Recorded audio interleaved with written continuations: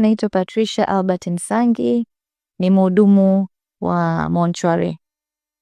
Katika hii kazi yangu ya mortuary, kuna baadhi ya visa ambavyo nimeshawahi kukutana navyo.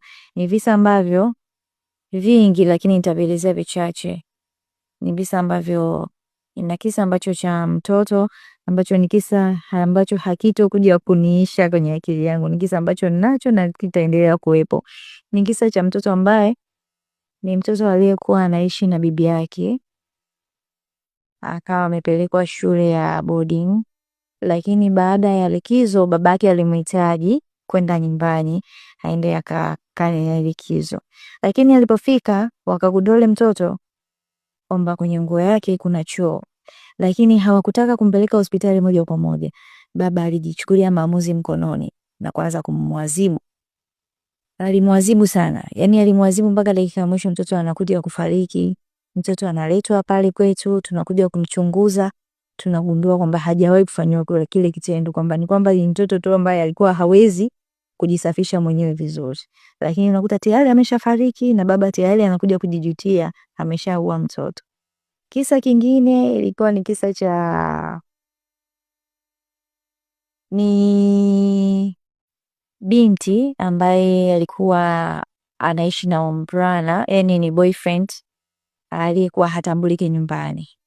Kwa hiyo binti alianza kuumwa akiwa huko, kwa hiyo mwanaume aliumwa, alisumbuliwa na tumbo. Sasa yule mwanaume mpaka anamchukua anampeleka hospitali, anakuja kukuta ni too late. Tayari binti alifika hospitali inakufa. Kwa hiyo yule mvulana aliingia kwenye matatizo pasipo yeye kujua. Kisa kingine kilikuwa ni kisa cha mahusiano. Ni kisa ambacho marafiki wa kiume walikuwa na mvulana alikuwa na mpenzi wake. Lakini yule mpenzi wake mvulana, rafiki yake wa kiume, yule mvulana alikuwa anampenda pia yule mwanamke. Pasipo kujua yule mwanamke ni mke wa mtu. Kwa hiyo siku hiyo wakawa wamepanga yule mvulana na yule dada kukutana. Yule mvulana akawa anajisikia vibaya. Kwa hiyo mwenzake rafiki yake akanamwambia, amka, shemeji anakupigia ukaonane naye. Yule mvulana akamwambia anajisikia vibaya. Kwa hiyo yule kaka akachukua ile chance kwamba huyu anajisikia vibaya, akachukua chip ya yule kaka akaiweka kwenye simu, yeye akaenda ile aonane naye na yule mdada. Kufika kule kumbe tayari ule ulikuwa ni mtego. Yule dada alikuwa ameshashikwa na mume wake. Kwa hiyo alipofika pale yule mwanaume hakutaka kujua kwamba ndo yeye au sio yeye. Kwa hiyo mvulana alichukuliwa moja kwa moja, akaenda akapigwa, akauawa. Kwa hiyo mhusika ambaye alitakiwa kufa alikuwa sio yeye, lakini kutokana na tamaa zake yeye kifo kikawa kimemkuta.